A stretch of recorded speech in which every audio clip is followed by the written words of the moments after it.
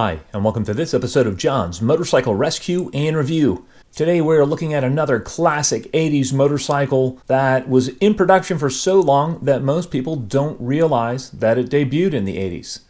In today's fun classic bike review video, we'll be taking a look at the Kawasaki Concours 1000, or GTR1000 as it's called in the rest of the world. In this road test review video, we'll be taking a look at the history of the Concours 1000.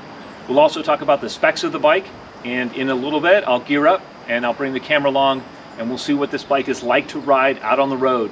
So you definitely want to stay tuned for that. This particular bike is a recent rescue project for me. It is a 1994 Kawasaki Concours 1000. When I got this bike, it was not roadworthy, and I have subsequently gone through it from front to back and addressed all of the systems and got this bike up and running. If you want to see the process that I've done to rescue this bike, I will include a link to the playlist for the Concours 1000 in the comment section below. First introduced in 1986, the Kawasaki Concours ZG1000, or GTR1000 as it was called elsewhere in the world, was a sport touring bike from Kawasaki that was based on the Ninja 900 and Ninja 1000 motorcycles. As such, it was very sporting in its capabilities, and performance-wise, it was the best performing sport touring bike in the world at the time. The design of the Concours was really influenced by the BMW K100 in its many forms, and the K100 was actually the closest competitor to the Kawasaki in terms of a performance sport touring motorcycle. But the BMWs were much more expensive, and when tested head-to-head by Motorcyclist magazine, motorcyclists came out in favor of the Kawasaki and concluded that it was the most practical, useful, and competent motorcycle made, and that it was superior to the BMW in almost every aspect imaginable. That's high praise for the Concours, especially in a head-to-head comparison with its main competitor. Over the course of its 20-year production, the Kawasaki Concours 1000 had one major update, and that was in 1994. And at that time, Kawasaki updated the instrument cluster for a more modern look to the instruments. They also updated the front forks, the controls, the front fender, the front brakes, the wheels on the bike, and the seat. To me, the most significant change here is the brake upgrade. In my mind, that was really a safety and performance feature of the bike.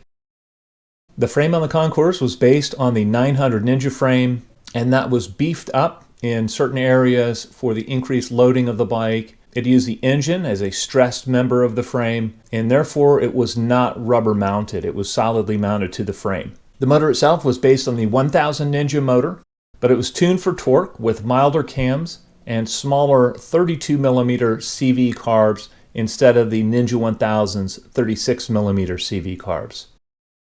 The engine was a 997cc liquid-cooled 16-valve inline four-cylinder. The engine in the Concours redlined at 10,500 RPM. It had a 10.2-to-1 compression ratio. Power at the output shaft was rated at 108 horsepower at 9,500 RPM and 72 foot-pounds of torque at 6,500 RPM. It featured a slick-shifting 6-speed transmission with shaft final drive. The seat height was 31 inches on the Concours, and the wet weight was 671 pounds. The Concours had an excellent fuel capacity of 7.53 US gallons, and this gave it a tremendously long range compared to almost any other bike of the time period. Suspension-wise, the Concours had 41mm KYB air-adjustable front forks. In the braking department, the Concours sported dual disc brakes up front. In the original version, these were acted on by large single-piston calipers. Out back, it had a single KYB air-adjustable shock with rebound damping adjustment as well. It also had a large disc out back with a single-piston brake caliper acting on that. From 1994 onward, the Concours sported dual piston calipers in the front, and that was really one of the few upgrades made to the bike over its production run. Performance-wise, in Cycle World testing in September of 1986, the Concours ran 0 to 60 miles an hour in 3.5 seconds. It clocked off a 12-second flat quarter-mile time at 110 miles an hour, and the top speed on the Concours was 125 miles an hour. All right, enough talk. What is the Concours 1000 like to ride? I'm going to gear up, I'll bring the camera along, let's find out together. Let's ride.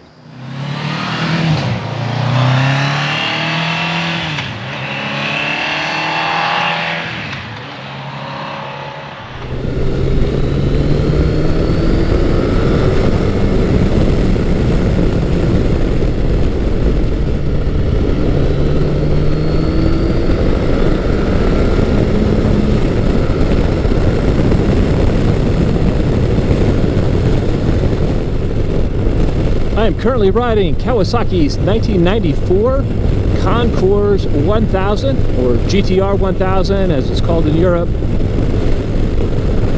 The first thing I'm noticing is that the seating position is quite comfortable. I have a little bit of a reach to the bars. It's a little bit maybe more sporty than I remember it being. Although this was designed as a touring bike and the stock seat looks like a Corbin seat, it really kind of holds you in one position. There's not a whole lot of room to move around. But thankfully it is fairly comfortable on this particular bike. This bike has a little bit higher mileage and the seat feels well broken in.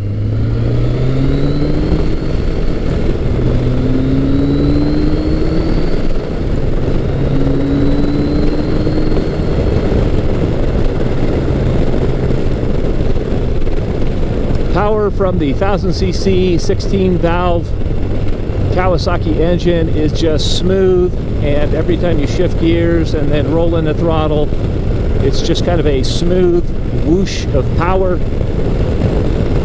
It's not overwhelming or intimidating. It's just a very nice feeling power plant. I really enjoy this engine.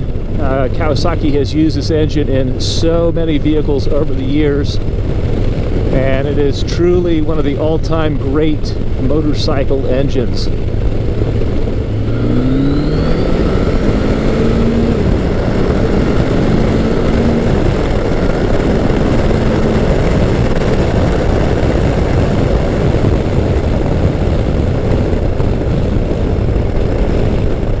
Yeah, this bike gets up and boogies. There's no need to rev it all the way to the red line, but the more you rev it, the harder it pulls. And this is still a stout performer. I'm actually a little bit surprised at how well this bike picks up.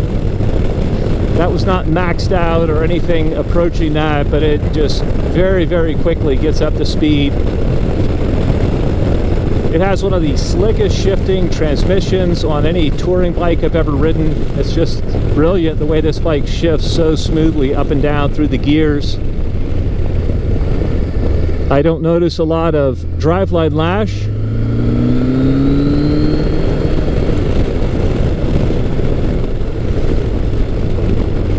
Corner turn-in is very nice as well.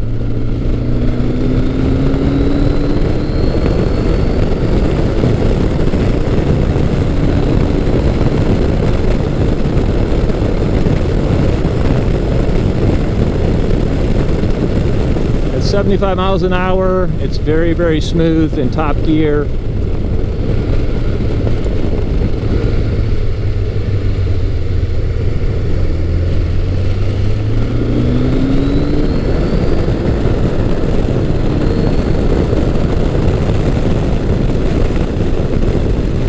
And the bike just whooshes out of the corner. It's got that jet engine sound to it, that little bit of Kawasaki whine.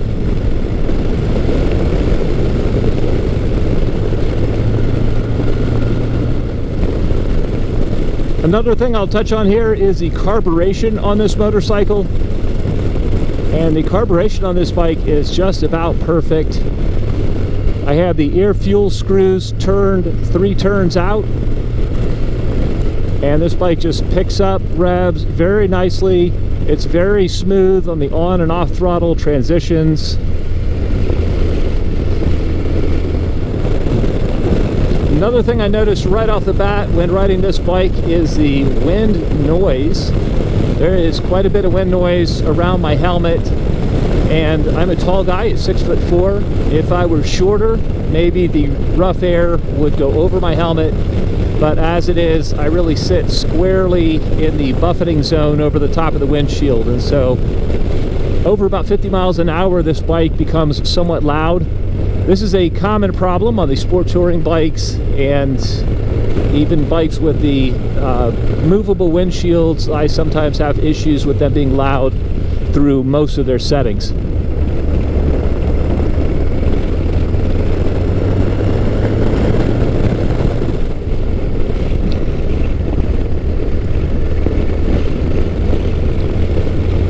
This bike has a new set of tires on it, and I just serviced the steering stem bearings, so the handling on the bike is just flawless.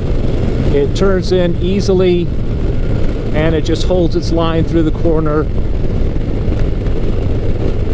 And as long as you're not pretending you're on a sport bike, all is well. Another thing I'll touch on here is the mirrors on this Concours. They are very nice. They remain almost vibe-free throughout the rev range, and I've got an excellent view of what's coming up behind me.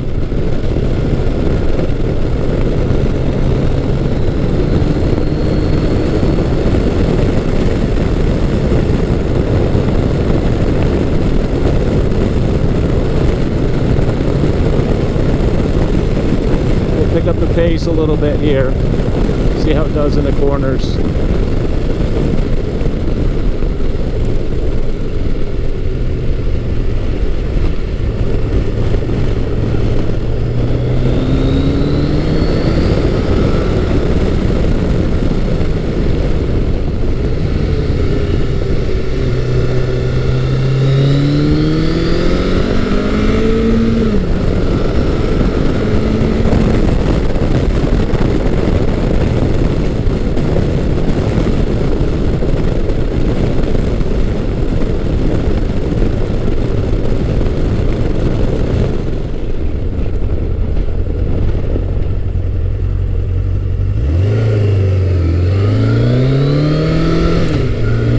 Even turns like that are quite easy on this motorcycle. It's very intuitive. The handling overall is very nice.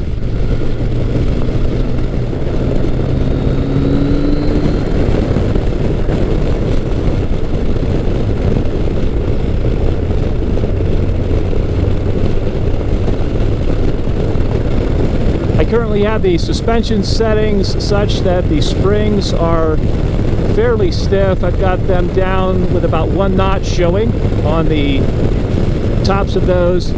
I've also got about 25 psi of air pressure in the rear shock, and I'm running it at full compression damping. So the bike is a little bit on the firm side, but I like the bikes to be set up that way and tight as far as the handling goes.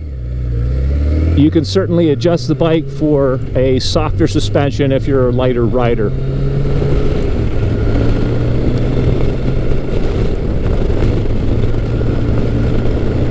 One area where this bike is much nicer than the original Concours 1000 is in the updated brakes that are on this bike. They went from a large single piston caliper to dual piston calipers in the front of the bike. The rear caliper is actually the same as it was on the 1000. But these brakes are well matched to the performance of the bike, and they haul it down nicely. And one thing I notice is that if you're going to stop aggressively, the rear brake functions very well, and it actually has a decent amount of feel and a very nice amount of stopping power. So it stops best when you use a combination of the front and rear brakes.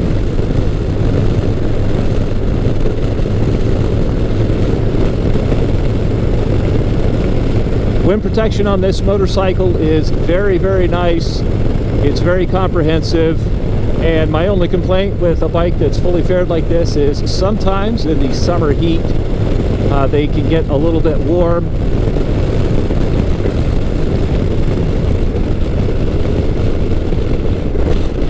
Personally, if I was riding this bike in the summer, there are a couple things that I would do to beat the heat. First thing is probably to just remove most of the lower fairing. That can be easily done, and that gives you some reprieve from the engine heat. Another thing you can do is get a shorter windscreen for it.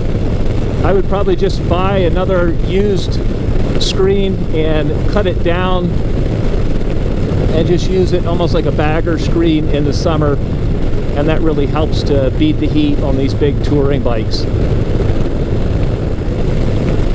At 55 miles an hour, there is minimal vibration coming through the bike. I have almost no vibration through the foot pegs or the seat. I do have just a little bit of vibration through the grips on the bike, but it's certainly not annoying. It's just the typical inline four-cylinder vibes.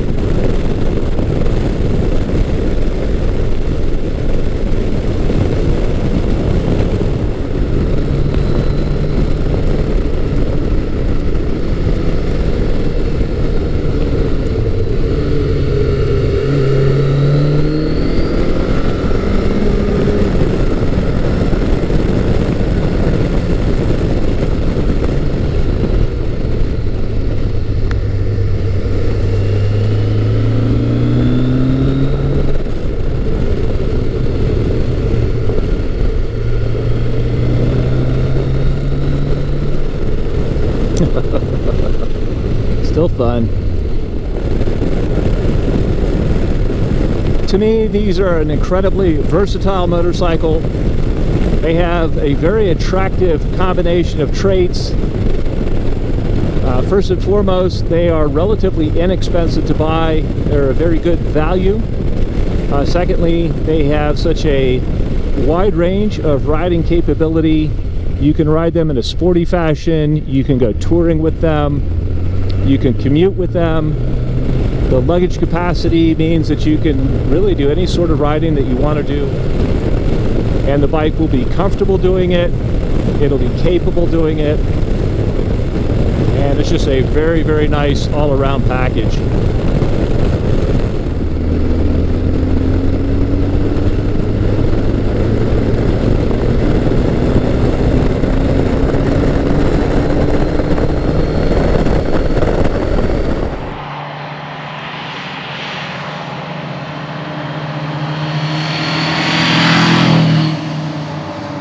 All right, man, what a lot of fun.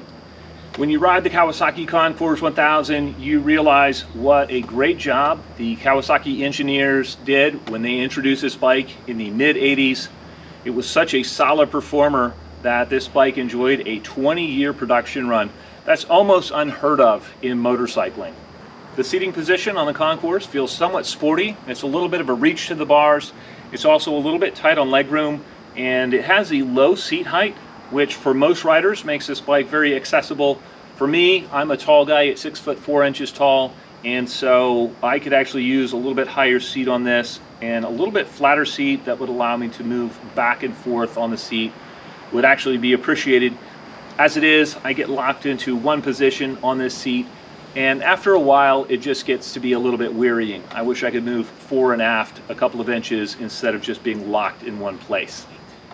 Another downside to my tall height is that my head is squarely in the buffeting zone in the wind coming over the top of the windshield at highway speeds. And if I was shorter, I would be in a pocket of nice clean air and it would be great. The good news is I can put a taller windshield on this if I would like to. They make optional taller windshields. I definitely like the dual piston front calipers that Kawasaki has put on this updated version. One thing to keep in mind if you're looking for a bike on the used bike market, you can find these bikes very, very inexpensively, and while that's great, they still are a somewhat complicated bike and they still require maintenance. And so just due to the age of these bikes, if you get one, even if it's a nice running bike when you get it, it's generally a good idea to go through it from front to back and check out all of your systems and make sure that they are really functioning top-notch and up to spec. If you're not mechanically inclined, that can get very expensive very quickly, and suddenly the bargain bike that you bought and you thought you would just ride around for the summer for almost no money is a very expensive project.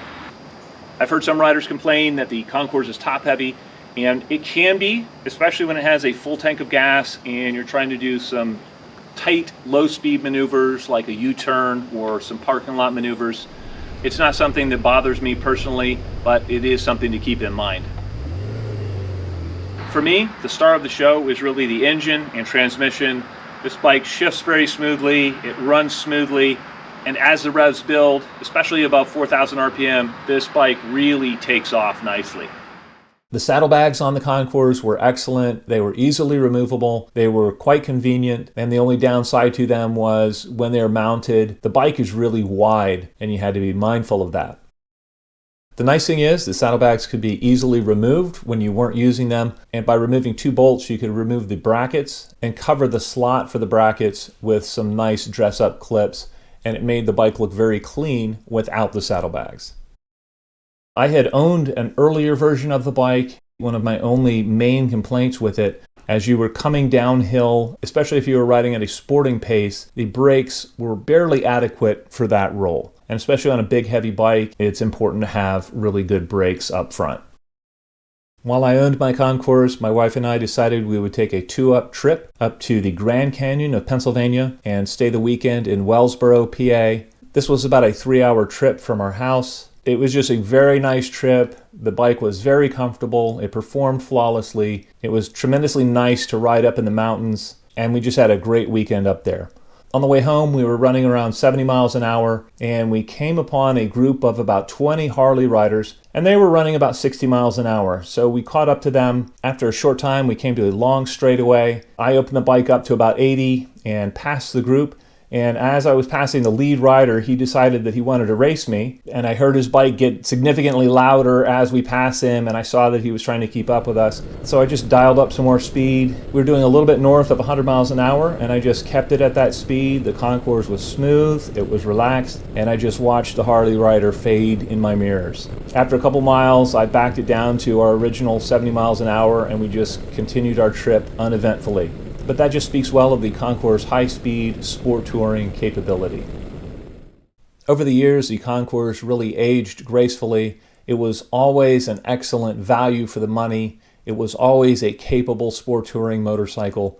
It was one of those bikes that was just right from the outset, and its 20-year production run is just a testament to how good the original design really was.